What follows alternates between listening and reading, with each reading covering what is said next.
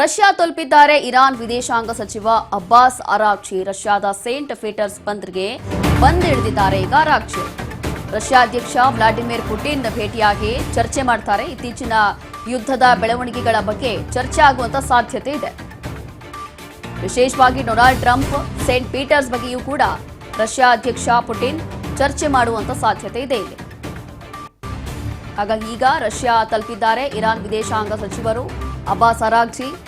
ರಷ್ಯಾದ Saint Peters ಬರ್ಗ್ಗೆ ಬಂದಿಳಿದಿದ್ದಾರೆ. ಇತ್ತೀಚೆಗೆ ಏನೆಲ್ಲ ಬೆಳವಣಿಗೆಗಳಾಗ್ತಾ ಇದೆ, ವಿಶೇಷವಾಗಿ ಹಾರ್ಮೋನ್ ಜಲಸಂಧಿ ವಿಚಾರ ಇರಬಹುದು ಅಥವಾ ಈಗ ಕದನ ವಿರಾಮ ವಿಸ್ತರಣೆ ಏನಾಗಿದೆಯಲ್ಲ ಯುದ್ಧದಲ್ಲಿ, ಈ ಒಂದು ವಿಚಾರವೂ ಕೂಡ ಇವತ್ತು ಚರ್ಚೆ ಆಗುತ್ತೆ. ರಷ್ಯಾ ಅಧ್ಯಕ್ಷ ವ್ಲಾಡಿಮಿರ್ ಪುಟಿನ್ ಭೇಟಿಯಾಗಿ ಚರ್ಚೆ ಮಾಡುವಂತ ಸಾಧ್ಯತೆ ಇದೆ. ಇತ್ತೀಚಿನ ಯುದ್ಧದ ಬೆಳವಣಿಗೆಗಳೇನೆಲ್ಲ ಇದೆಯಲ್ಲ ಅದ್ರ ಬಗ್ಗೆ ಚರ್ಚೆ ಮಾಡುವಂತ ಸಾಧ್ಯತೆ ಇದೆ. ಡೊನಾಲ್ಡ್ ಟ್ರಂಪ್ ಸೇಂಟ್ ಪೀಟರ್ಸ್ ಬಗ್ಗೆಯೂ ಕೂಡ ಚರ್ಚೆ ಮಾಡುವಂತ ಸಾಧ್ಯತೆ ಇದೆ.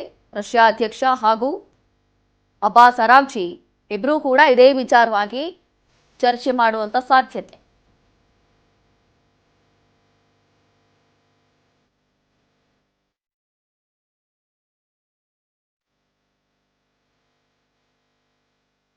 ಇತ್ತೀಚೆಗೆ ನಡೆದಿರುವಂತಹ ಯುದ್ಧದಲ್ಲಿ ನಡೆದಿರುವಂತಹ ಇತ್ತೀಚೆಗೆ ಬೆಳವಣಿಗೆಗಳು ಇದೆಲ್ಲವೂ ಕೂಡ ಗಮನದಲ್ಲಿ ಇಟ್ಕೊಂಡು ಇವತ್ತು ಅಬ್ಬಾಸ್ ಅರಾಗ್ಚಿ, ಅದಾದ ನಂತರ ವ್ಲಾಡಿಮಿರ್ ಪುಟಿನ್ ಇಬ್ಬರೂ ಕೂಡ ಇದೇ ಒಂದು ವಿಚಾರವಾಗಿ ಚರ್ಚೆ ಮಾಡಲಿಕ್ಕೆ ಇವತ್ತು ಭೇಟಿಯಾಗ್ತಿದ್ದಾರೆ ಅನ್ನೋ ಮಾಹಿತಿ ಸಿಗ್ತಾ ಇದೆ. ಹಾಗಾಗಿ ಈಗ ಅಬ್ಬಾಸ್ ಅರಾಗ್ಚಿ ಹೋಗಿ ಇಳಿದಿದ್ದಾರೆ ಅನ್ನೋದು ಗೊತ್ತಾಗ್ತಾ ಇದೆ. ಇಬ್ಬರು ಕೂಡ ಭೇಟಿಯಾಗಿ ಬಹಳಷ್ಟು ವಿಚಾರಗಳ ಕುರಿತು ಚರ್ಚೆ ಮಾಡುವಂತ ಸಾಧ್ಯತೆ ಇದೆ. ಅದರಲ್ಲೂ ಕೂಡ ವಿಶೇಷವಾಗಿ ರಷ್ಯಾ ಪ್ರತಿ ಬಾರಿಯೂ ಕೂಡ ಇರಾನ್ ಸಪೋರ್ಟ್ಗೆ ನಿಲ್ತಾ ಇತ್ತು. ಅದಾದ ನಂತರ ಈಗ ಅಬ್ಬಾಸ್ ಅರಾಗ್ಚಿ ಮತ್ತೆ ಪುಟಿನ್ ಇಬ್ಬರು ಕೂಡ ಏನ್ ಚರ್ಚೆ ಮಾಡ್ತಾರೆ ಅಥವಾ ಡೊನಾಲ್ಡ್ ಟ್ರಂಪ್ ವಿಚಾರದಲ್ಲಿ ಏನ್ ಚರ್ಚೆ ಮಾಡ್ತಾರೆ ಅನ್ನೋಂಥದ್ದು ಬಹಳಷ್ಟು ಕುತೂಹಲ ಇದೆ. ಹಾಗಾಗಿ ಈಗ ಇತ್ತೀಚಿನ ಯುದ್ಧದ ಬೆಳವಣಿಗೆ, ಯುದ್ಧ ಈಗೇನೋ ಕದನ ವಿರಾಮ ವಿಸ್ತರಣೆ ಆಗಿದೆ ಹೌದು, ಆದರೂ ಕೂಡ ಹಾರ್ಮೋನ್ ಜಲಸಂಧಿ ದಿಗ್ಬಂಧನ ಹೇಗೆ ಮುಂದುವರೆದಿದೆ